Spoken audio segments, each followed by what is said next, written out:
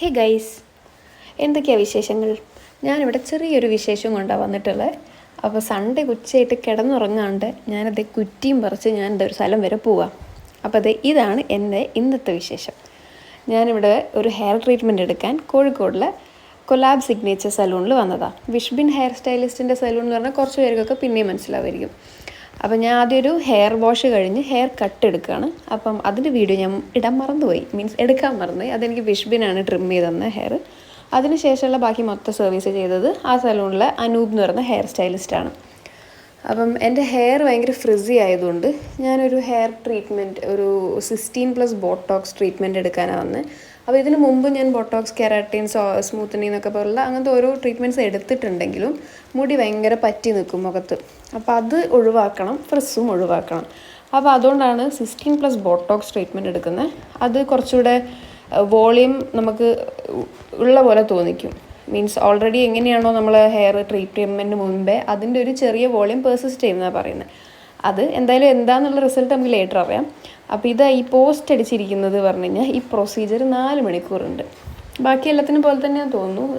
കൂടുതലാണോ കുറവാണോ അറിയില്ല. ഏതാണ്ട് ഒരു 1 അവറിൻ്റെ മേലെ ഞാൻ ആ തൊപ്പിയിട്ട് അവിടെ ഇങ്ങനെ ഇരിക്കുകയായിരുന്നു. അങ്ങനെ ആദ്യം വന്ന ആ ഒരു ആവേശം എല്ലാം പോയി. ഞാനിവിടെ കാലും കയറ്റി എന്ത് ചെയ്യുമെന്ന് പറഞ്ഞ് പോസ്റ്റ് അടിച്ചിരിക്കുകയായിരുന്നു. അപ്പോൾ അതിന് ശേഷം അവർ ഒരു ഡ്രയറും കൊണ്ടുവന്നിട്ട് അതിനെ ഡ്രൈ ആക്കി വിട്ടു. അപ്പോൾ നല്ല പൊടിയുള്ളതുകൊണ്ട് മാസ്കൊക്കെ തന്നു.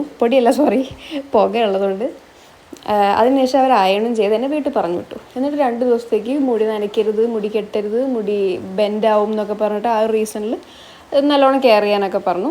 എന്നിട്ട് ഞാൻ 2ാം ദിവസം വന്നതാണിത്. അതിനുശേഷം ഫസ്റ്റ് അവർ വന്നൊന്ന് മുടി ഒന്നുകൂടെ അയൺ ചെയ്തു വാഷിങ്ങിന് മുമ്പേ. അപ്പം ആ വാഷിന് ശേഷം എന്നിട്ട് എനിക്ക് സ്റ്റൈൽ ചെയ്ത് തരുന്നതാണ് ഇത്. അപ്പോൾ ഇത് പ്രൊസീജിയർ അതിലുള്ളതല്ല. അപ്പോൾ ഇതിന് മുമ്പ് എൻ്റെ പ്രൊസീജിയർ കഴിഞ്ഞു. അപ്പം ഈ സ്റ്റൈലിങ്ങിന് ശേഷം നമുക്ക് പ്രഹസനം ആദ്യം എന്തായാലും കാണാം. അപ്പോൾ അത് എന്തായാലും കാണാനൊക്കെ കൊള്ളാം. പക്ഷേ ഇതുപോലെയൊന്നുമല്ല എൻ്റെ മുടി ഗോയിങ് ഫോർവേഡ് ഉണ്ടാവാൻ പോകുന്നത്. ഇത് ഇന്ന് സ്റ്റൈൽ ചെയ്ത് തന്നതിൻ്റെ ആ ഒരു പ്രഹസനത്തിൽ അതങ്ങനെ അവിടെ നിൽക്കും, അത്രേ ഉണ്ടാവുള്ളൂ. അപ്പോൾ ഇതിൻ്റെ ബാക്കിയുള്ള റിസൾട്ടും കാര്യങ്ങളും എങ്ങനെ കിട്ടും എന്നൊക്കെ ഉള്ളത് ഞാൻ ലേറ്റർ വേറെ വീഡിയോ ചെയ്യാം. ഇത് എന്തായാലും ടെക്സ്ചറും ഫ്രിസിനെസ് എല്ലാം നല്ലോണം മെയിൻറ്റെയിൻ ആയിട്ടുണ്ട്. എനിക്ക് സംഭവം എന്തായാലും ഇഷ്ടപ്പെട്ടു. അപ്പോൾ ശരി, ടാറ്റ ബേബി.